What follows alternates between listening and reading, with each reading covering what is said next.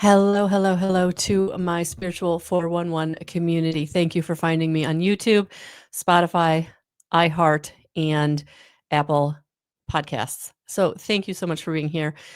Hit that like, subscribe. Please leave your comments. I'm loving the interactions and the download numbers, and just knowing that, whatever we're doing here, that you are really um, you're here. You're here. You're reacting. I'm getting really great feedback. I don't do this. This is spirit coming through. And so today, what I got the other day on my walk, and actually has been coming to me through different messages and signs in probably the last year, is this idea of, as humans, we react. That is what happens, right? The big buzzword, I think, that this past couple of years has been triggers, right? We get triggered. And there's been a lot of talk of and work in the space of energy healing, talk therapy, spiritual life coaching, all the ways in which to kind of really learn how to navigate not only, the human version of you, but also the multidimensional version that is part of your existence. But as humans, we react, we get triggered. And what happens is it takes us out of our sovereignty. It takes us out of the energy of equanimity. It takes us out of the energy of being able to have the space and the grace to overcome obstacles and challenges. So when we get triggered, we react. And for a lot of us, we have that knee-jerk reaction, and that doesn't get us what we want. It never does.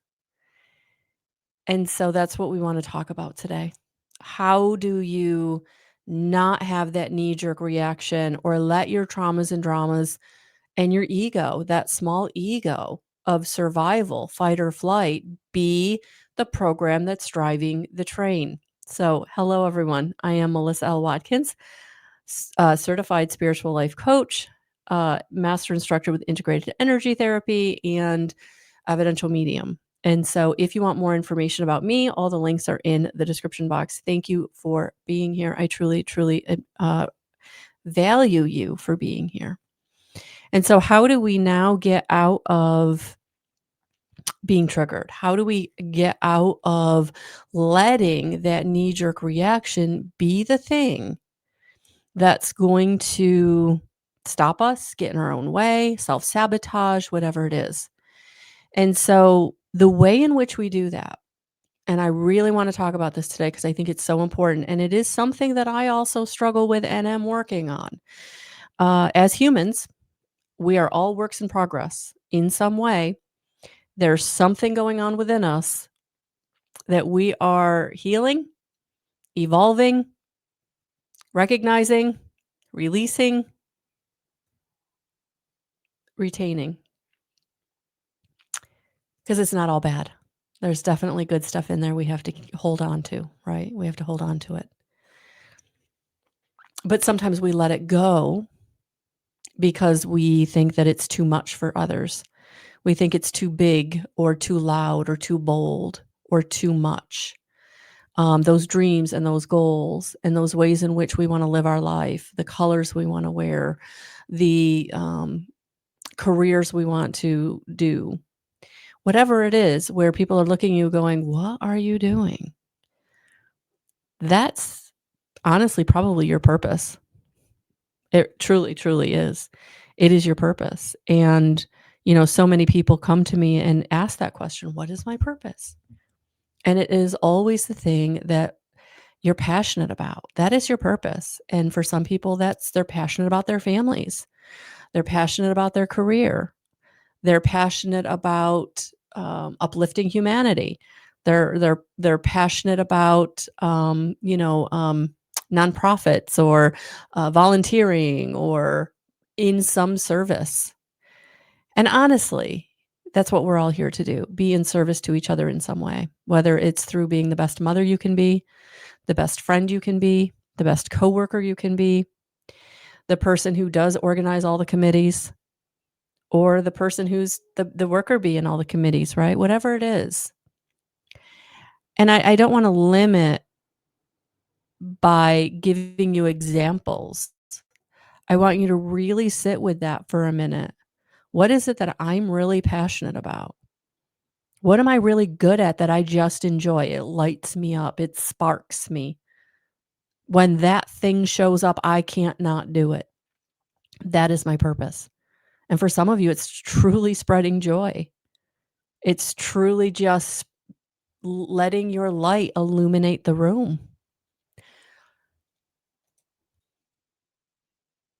But there are those of us who are not comfortable with letting our light illuminate the room. We're not comfortable with being seen. We're not comfortable with letting other people hear us. We're not comfortable with being successful because we're on a larger stage or people are coming to us for the advice, for the secret sauce to whatever it is that you do. This is where many people get discouraged because they don't feel they can live their purpose because there is something that's holding them back, whatever that ability to be triggered is, right? That inner child wounding, right? That core belief that was formed when you were too young to understand why something was happening the way it was happening, right? Or you were given that core belief at a very early age by others. That trauma that happened to you that you had no a say in it, right? But now you've gotten to a point in your life where you're ready to kind of break out of that shell. And so these wounds, until they're transformed, until they're released, they're going to get triggered. How do you overcome that so that it's not able to keep putting you in that place of self-destructive pattern, addiction, in the ability to not be immobility, right? So instead of being able to do stuff, you're not able to do stuff. So you're frozen, right? Whatever happens to you when you get this obstacle or challenge, right? The anger comes up, the rage hits, the fear kicks in, the resentment flows out.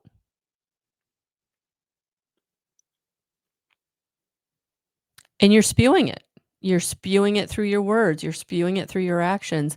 Some you're heaping onto other people, and some you're heaping onto yourself. And so, how do we get out of that? How do we not do those things, right?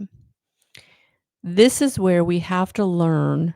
And again, it's another spiritual practice that really, really makes a difference is to get neutral, to get into neutrality. So when something happens that in the past would have triggered you into some negative behavior or thought pattern or self-sabotage, that you're now able to sit with it. You can embody it. You can feel it. You can look at it. You can hear it. You can taste it. But you're not giving it that knee-jerk reaction. It's almost like you step outside of yourself and you see what's going on. And you don't allow yourself to react in the old way. It doesn't mean it doesn't hurt. Doesn't mean that you're not feeling the negative, but you're not lashing out at them or yourself. I'm so stupid. Oh my gosh, I can't believe I did that again. Or you are such a jerk. Get away from me. And all the other negative things we can say to each other and to ourselves, right? Those are just very bland examples. You know you can get deep and harsh, especially with yourself. Why is it that we get more harsh with ourselves than we do with others? Really? You know, if you think about it, it's crazy. So this concept of getting to neutral. You're not in park, you're not in go. You're in neutral. You can go either way. It's your choice. But if you can stop yourself, maybe even physically take a step back from the person or the situation, and maybe that's the thing that kind of like tweaks your awareness that, oh, okay, I just physically stepped back. I don't don't say anything. Don't look a type of way. Just take this in. Feel it, know it, and now be neutral about it. I hear what you're saying. Great neutral statement. You validated them, but you didn't react. I hear what you're saying. I don't understand what you're saying because maybe that's going to trigger them if you try to say, I understand what you're saying, right? No, I hear what you're saying. Very neutral.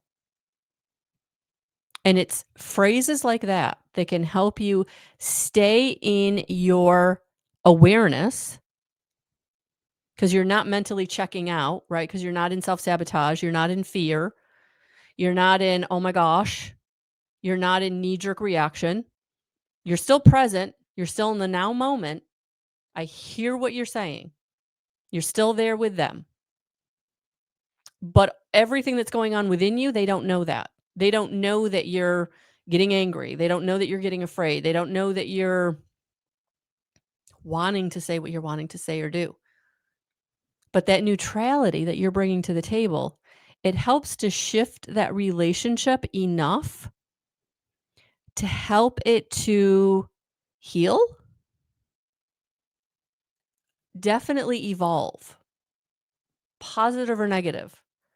But it's through that evolution, whether you choose to, they choose or you choose to evolve positively or negatively, at least you then have a clear understanding of what that situation truly was or what that relationship truly was, whether they were truly ever respecting you or not.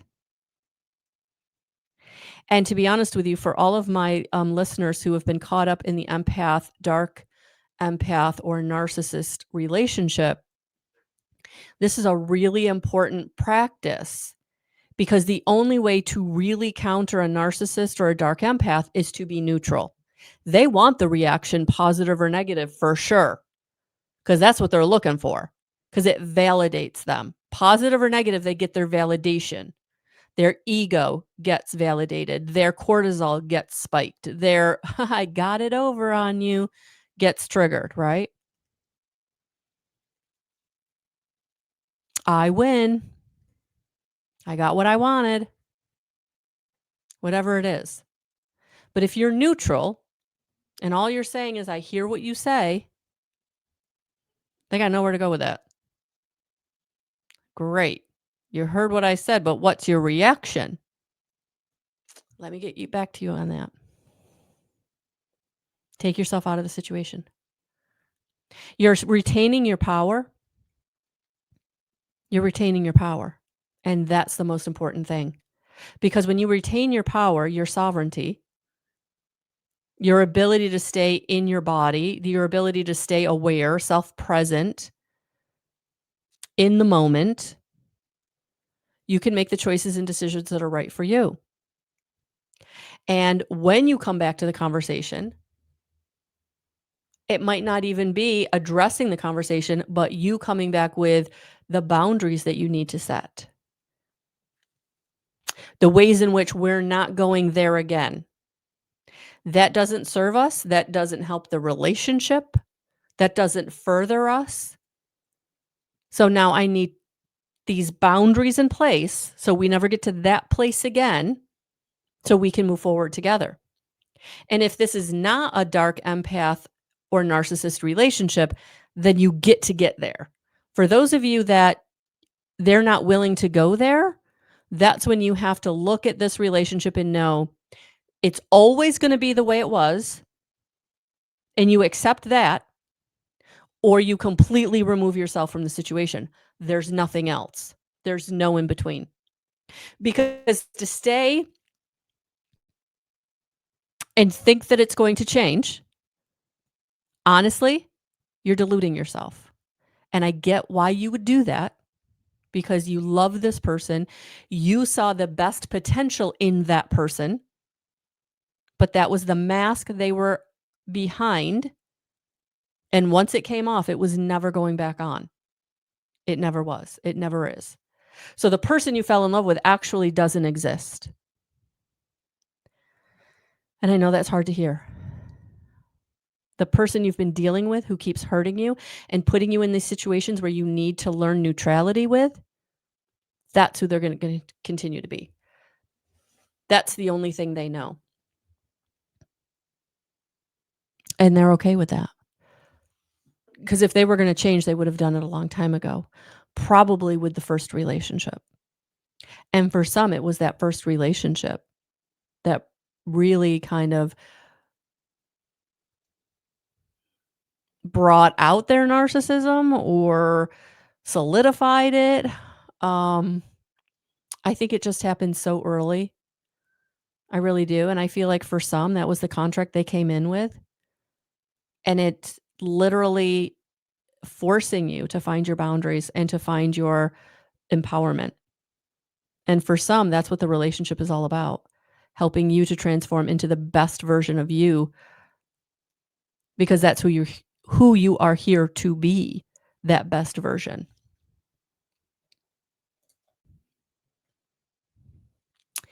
Getting back to that 0 point of neutrality. Not dumped over into the negative, not dumped over into the positive, but at neutral, at 0 point. Helps you to navigate all relationships. Helps you to see people and situations in a more honest and truthful way. It's almost like you're taking off whatever lenses you were seeing that person or situation through. It's revealing to you the truth of who they are or what the agenda is for the situation or relationship.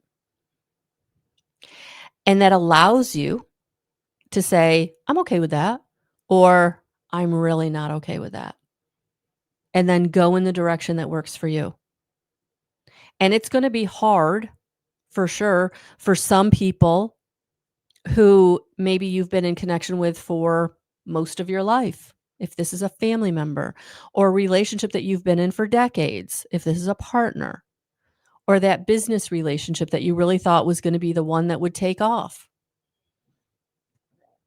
But coming back to 0 point neutrality in your life when you're in difficult situations, being able to make your decisions from that most authentic version is what's going to help you to propel your life into the directions that you really want to go. That's going to help you fulfill your purpose, that thing that makes you so passionate about, that you just so love being or doing or sharing. And you can't do that if you're harboring guilt, if you're harboring fear, if you're harboring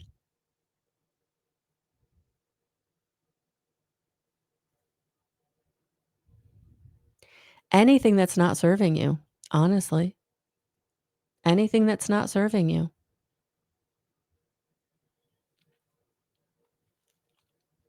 Many of us have demons that we carry, secrets that we carry about ourselves that we don't want other people to know about because it would embarrass us or scare us or hurt ourselves in some way. And 0 point neutrality can also help you to understand why you're harboring that secret, what the agenda is around that. And if it's a positive one for you, it keeps you safe, then at least you know that. But for those of you who have these secrets that are detrimental to you, to your well-being, to your mental health, to your physical health, to your relationship health, to your energetic health, this can really help you to Again, clearly see the agenda around it. And that agenda wouldn't be your own. It would be the person who asked you to keep it or threatened you to keep it.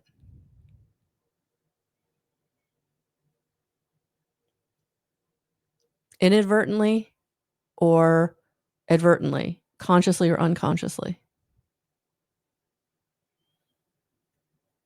It's really important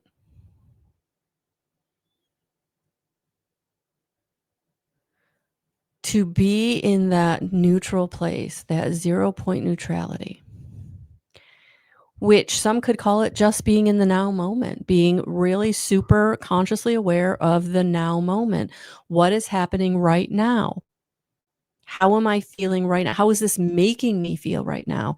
Whether it's that long harbored secret, whether it's that conversation that is happening in real time or conversations that happened in the past, but I'm still thinking about them because they made me feel a certain way that I don't want to feel anymore. I want to release that fear around it.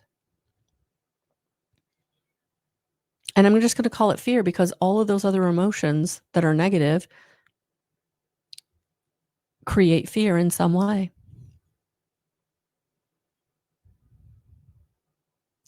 You can't be your most authentic version. You can't be who you came here to be and on the mission that you came here to be on, to live your purpose, if you are stuck in a loop of fear or a loop of addiction or a loop of self-sabotage or a loop of a loop of lack mentality. And when you're really getting present and in that neutral state with yourself, you can now see kind of what you're caught up in. What is the thing that keeps you from living your purpose? Reaching out to people that are important to you. Living your life in the way that you want to. Wearing the things you want to wear. Loving the people you want to love. Right? So this can be really, really impactful in really important ways in your life. If you're not able to be clear with yourself, because if you're not clear with yourself, you can't be clear with anyone else. So if you've got relationships in your life that are like, I don't really know where this is going or who you are or what you want or what's up, it's because you don't know. You don't have those answers because you're living in a state of trauma response, fear, lack mentality, addiction, abuse. Call it what you will, but it's negativity that's keeping you from standing in your power. Whether it's inner child wounding, imprints that you've had since birth or 0 to 7 years, or for some of you, it's those traumas that have just tacked on to past life trauma you came in this life with. But you can start getting into understanding that when you can truly see, feel, know, hear what your behaviors are, what your responses are, what your attitudes are, what your perspectives are. When you can be in the now moment, when you can be at that 0 point neutrality.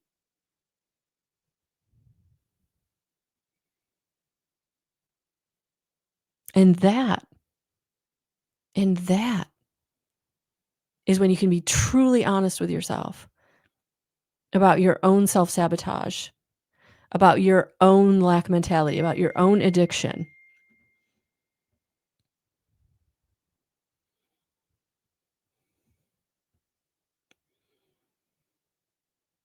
And that's what we're called here to do. That's what this lifetime is all about, getting into that clear knowingness and understanding of ourselves outside of any relationship or collaboration or partnership or family member or friend or whatever. Because until we're right within ourselves, we're not going to have those relationships and situations that truly light us up until we're truly lighting ourselves up. We're getting excited about our life. We're getting excited about our home. We're getting excited about what we get to do or be or say or have. And until you get there, everything else is hard. It's just heavy. It's just dense. It's on the other side of that 0-point neutrality. I mean, if we're looking at it as like a line graph, right? And to the right is positive and to the left is negative. And if your little marker is more leaning towards the left, then everything that you're manifesting in your life is not great.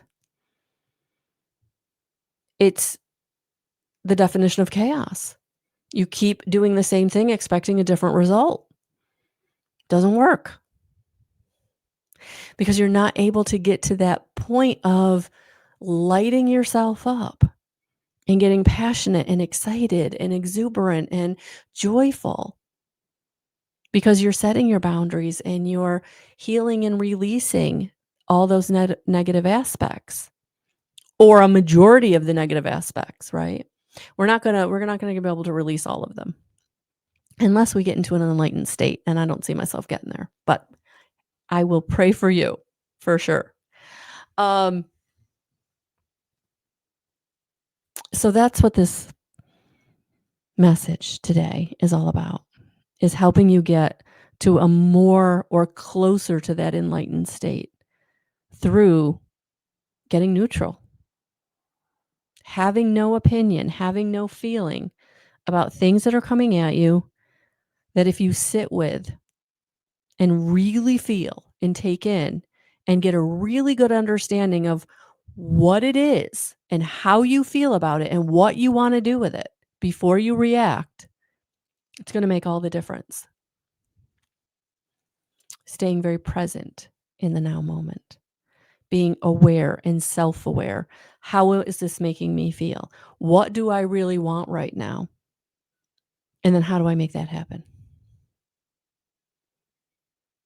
Thank you. Thank you. Thank you for being here. I truly feel blessed. Please like, subscribe, share, and whatever platform you're watching this on, please leave a comment. I would love to know your thoughts, your reactions, and who you are. Have a beautiful, beautiful rest of your day, week, month, year. I'm sending you so much love and so many blessings. Talk soon.